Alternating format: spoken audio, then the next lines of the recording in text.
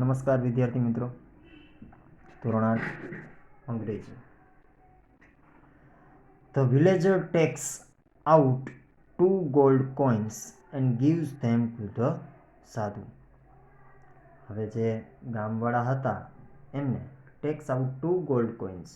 2 gold coins એટલે 2 સોનાના સિક્કા બહાર કાઢ્યા એન્ડ gives અને આપે છે ધેમ એટલે તેઓને ટુ ધ સાધુ. સાધુને આપે છે 2 ગોલ્ડ કોઈન. બરાબર. Raman is watching this carefully. આ રામન જે છે તેનાલી રામન જે હતો એ વોચિંગ એટલે જોઈ રહ્યો હતો, ધીસ એટલે આ બાબતને, કેરફુલી એટલે ખૂબ જ ધ્યાનપૂર્વક. ધ સાધુ puts the coins into his pocket. સાધુ જે છે પુટ્સ એટલે મૂકે છે, ધ કોઇન્સ એટલે સિક્કાઓ, ઇન્ટુ હિઝ પોકેટ એના પોકેટમાં મૂકે છે. એન્ડ બ્લેસીસ ધ વિલેજર અને ગામવાળાઓને શું આપે છે? આશીર્વાદ આપે છે. Raman pushes the crowd aside and rushes to the sadhu. Raman જે છે ને એ ધક્કો મારે છે. પુશ એટલે ધક્કો મારવો, ધ ક્રાઉડ એટલે ટોળું જે હોય છે એને ધક્કો મારે છે એક સાઈડ, અસાઇડ એટલે એક સાઈડ, એન્ડ રસીસ ધકેલાઈ જાય છે ટુ ધ સાધુ, સાધુની પાસે વયો જાય છે. હી ફોલ્સ એટ હિઝ ફીટ. તે ફોલ્સ એટલે પડે છે, એટ હિઝ ફીટ એટલે તેના ચરણોમાં, તેના પગમાં, સાધુના ચરણોમાં તેનાલી રામન જે છે એ પડી જાય છે. પેલો પ્રશ્ન શું કહે છે? What does the villager give two the સાધુ. વિલેજરે સાધુને શું આપ્યું? તો શું લખશું? શું આપ્યું તું? 2 ગોલ્ડ કોઈન આપ્યા હતા ને. The villagers give 2 gold coins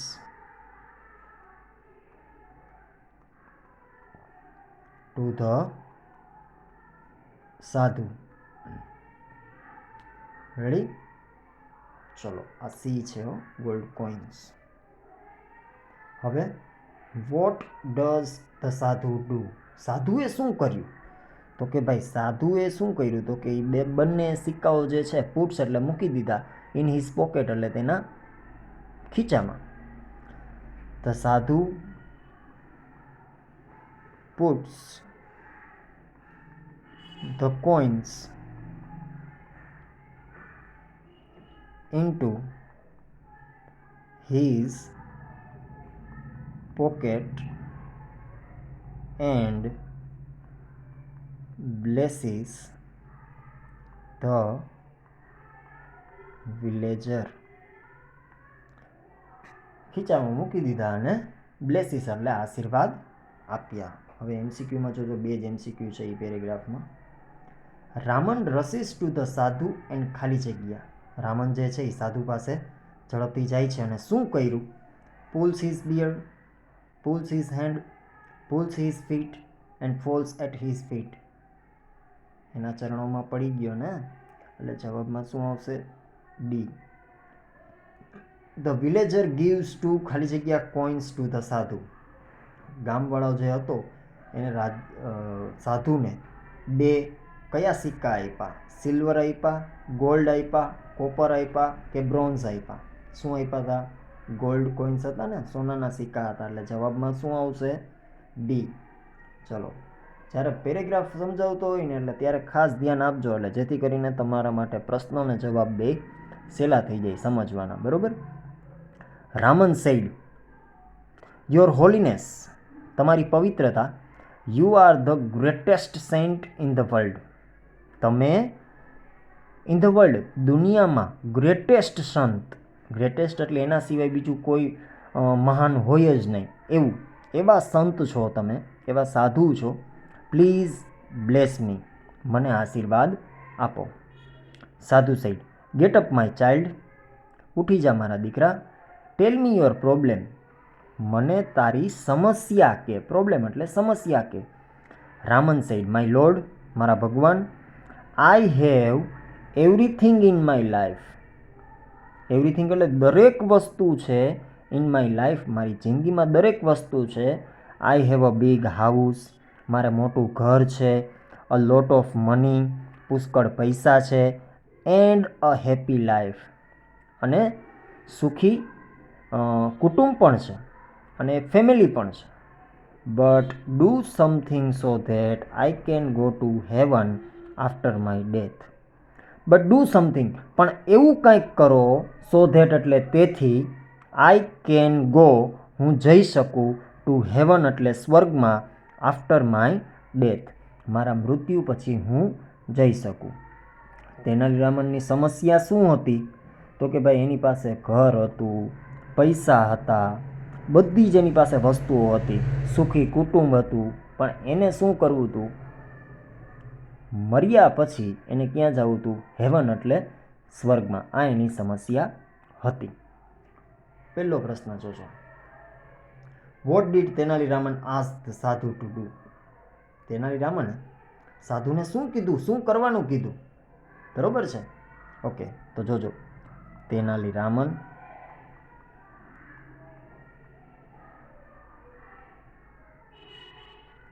asked the sadhu to do something. આપેલું છે ને અહીંયા સમથિંગ, એવું કંઈક કરો, સાધુને એવું કહે છે ને, સમથિંગ, સો ધેટ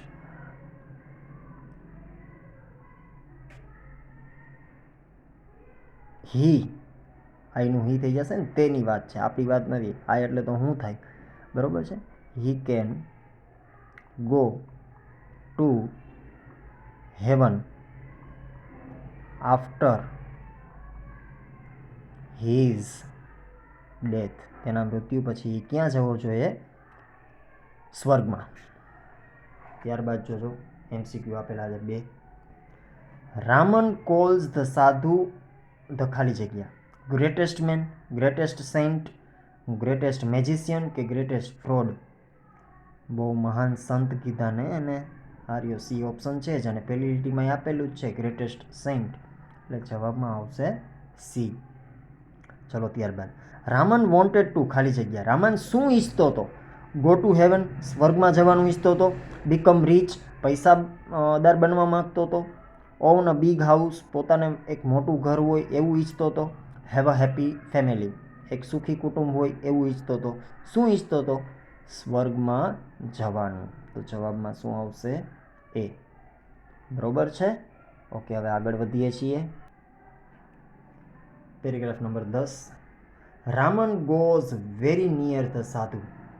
રામન જે છે, ગોઝ એટલે જાય છે, વેરી નિયર એટલે નજીક, ઘણો નજીક જાય છે, ધ સાધુની નજીક જાય છે. સડનલી હી પ્લક્સ, પ્લક્સ એટલે ચૂંટવું, ખેંચવું, out a hair from the sadhu's beard. રામને શું કર્યું? બિયર્ડ એટલે દાઢી, સાધુની જે દાઢી હતી એમાંથી એક હેર, હેર એટલે વાળ જે છે એ ચૂંટી લીધો, ખેંચી લીધો. સાધુ સાઈડ, આઉચ, મતલબ સીધો વાળ ખેંચી લીધો સાધુની દાઢીમાંથી. બરોબર? જોજો. He holds the hair up proudly and addresses the crowd. Raman said, I am the luckiest man in the world. I am luckiest, luckiest એટલે નસીબદાર માણસ છું, in the world એટલે દુનિયામાં. I have the magical hair. મારી પાસે શું છે? મેજિકલ હેર એટલે જાદુઈ વાળ છે. This hair will take us directly to heaven. આ વાળ જે છે, ટેક અસ આપણને લઈ જશે, ડાયરેક્ટલી એટલે સીધે સીધું, ટુ હેવન એટલે સ્વર્ગમાં. He is a very very holy man. તે ખૂબ જ હોલી મેન એટલે પવિત્ર માણસ છે. Every hair of his beard is a free ticket to heaven. Every hair, દરેક વાળ જે છે તેની દાઢીના, is a free ticket to heaven, સ્વર્ગમાં જવાની ફ્રી ટિકિટ છે જો તમારી પાસે વાળ હશે તો. આવું તેનાલીરામને સાધુ સાથે કર્યું અને ગામવાળા બધા જોવે છે. બરોબર? પહેલો પ્રશ્ન. Who plugged the first hair from the sadhu's beard? Who એટલે કોણે ચૂંટી લીધો પહેલો વાળ ફ્રોમ ધ સાધુસ બિયર્ડ? સાધુની દાઢીમાંથી કોણે વાળને ખેંચી લીધો? તેનાલીરામને. તો લખવાનું કે Tenali Raman plucked the first hair from the sadhu's beard. ત્યારબાદ બીજો પ્રશ્ન, what was a free ticket to heaven? સ્વર્ગમાં જવા માટેની ફ્રી ટિકિટ શું હતી? તો કે ભાઈ દાઢીનો એક વાળ. બરોબર છે. તો નીચે લખેલું જ છે છેલ્લી લીટીમાં કે every hair of his beard is a free ticket to heaven. Full point. ત્યારબાદ, why does Tenali Raman call himself the luckiest man in the world? શા માટે તેનાલી રામન જે છે એ પોતાની જાતને નસીબદાર માણસ સમજે છે દુનિયામાં? શું કામ? કેમ કે એની પાસે ઓલો મેજિકલ હેર આવી ગયો એટલા માટે. બરોબર, તો લખજો, because he has the magical hair. Magical એટલે જાદુઈ. બરોબર, ઓકે. હવે એમસીક્યુ જોજો ફટાફટ ઝડપથી. Raman calls the hair luckiest, magical, black કે અનલકી? આ વાળ જે છે એને રામન શું કહેતો હતો? નસીબદાર કહેતો હતો, જાદુઈ કહેતો હતો, કાળો કહેતો હતો કે અનલકી કહેતો હતો? મેજિકલ જ કહેતો હતો ને, જાદુઈ કહેતો હતો ને. પેલી લીટીમાં જો આપેલું છે આપણને, એટલે જવાબ શું આવશે? બી. રામન કોલ્સ ધ સાધુ. સાધુને શું કહેતા હતા? A very holy man, a very crooked man, a very nice man, a very simple man. તો પવિત્ર માણસ કીધો ને એને, સાધુને. તો જવાબમાં આવશે એ. ત્યારબાદ ત્રીજું જોજો, રામન કોલ્સ હિમસેલ્ફ. રામન બોલાવે છે હિમસેલ્ફ, તેની જાતને, ખાલી જગ્યા મેન ઇન ધ વર્લ્ડ. એને દુનિયાનો કેવો માણસ ગણે છે? The luckiest. એટલે જવાબમાં આવશે સી. અહીં આપેલું જ છે ધ લકીએસ્ટ, ઉપર જ આપેલું છે અહીંયા, the luckiest. Which word in the passage means pulls out? ખેંચી લેવું.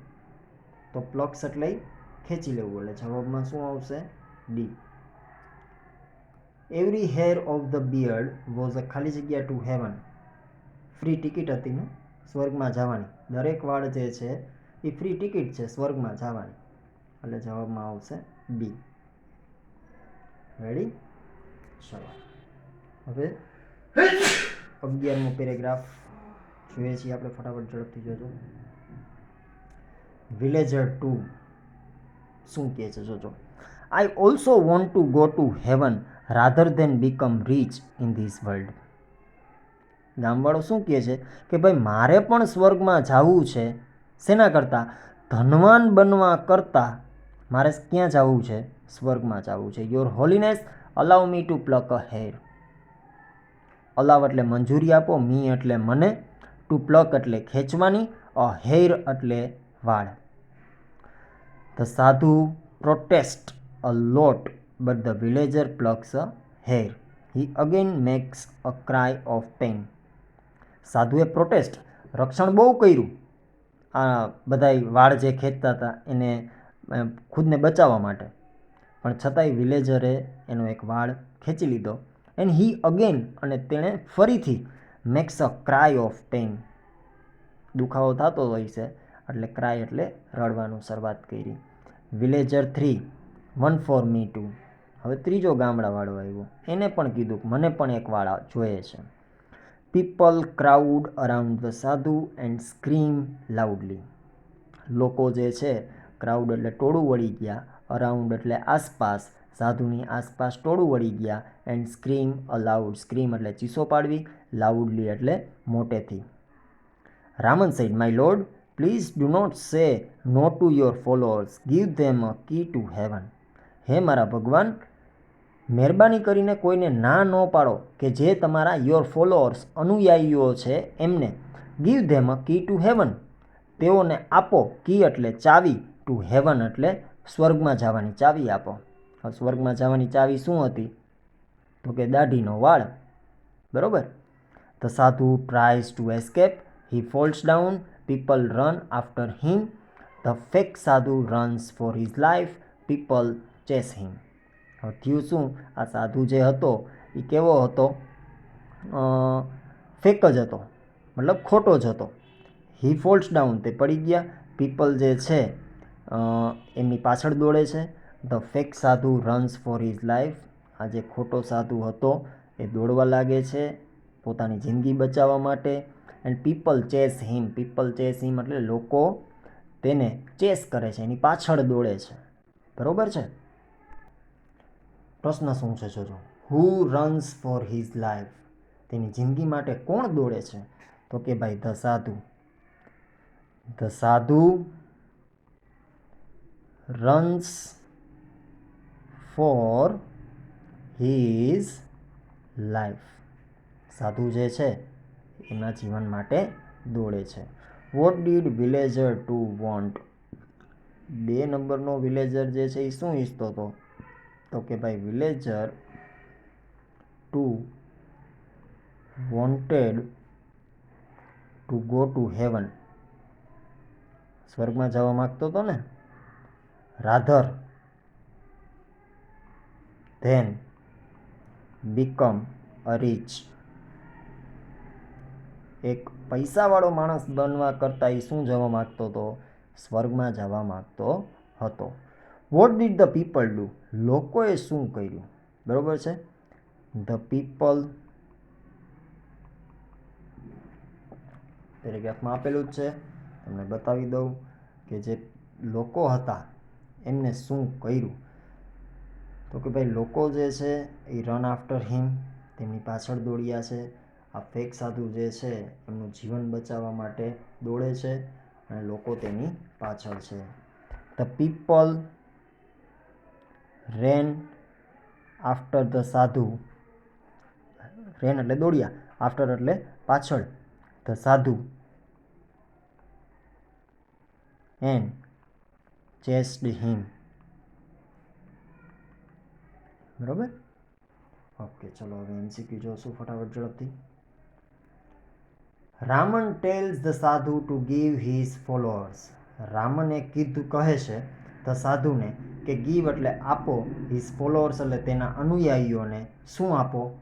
અ કી ટુ હેવન, સ્વર્ગમાં જવાની ચાવી આપો, એવું કીધું ને. એટલે જવાબમાં આવશે B. Which word is used for the sadhu, sadhu માટે કયો શબ્દ વપરાણો? ફેક, રિયલ, ગ્રેટ કે હોલી? ફેક, ખોટો હતો ને, એટલે એ.